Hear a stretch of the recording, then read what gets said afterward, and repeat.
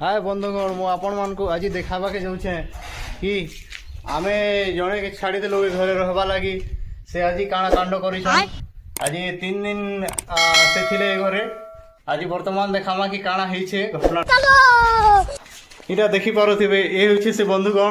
जे कि जहा को 3 दिन आमे रहिबा पई जगह देथिनो तांगो पई एबे हमरो वर्तमान समस्त को एबे से त माने एटा परिश्रम होइबा पड़िछु कहीं ना ये देखो सब मसला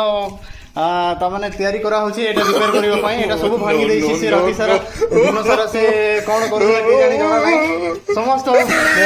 सोलो जते फ्लोरिंग तिला सब भांगी देछि सेटा वर्तमान रिपेयर करा चली छी ए होची से आपण माने देखि पारुथिबे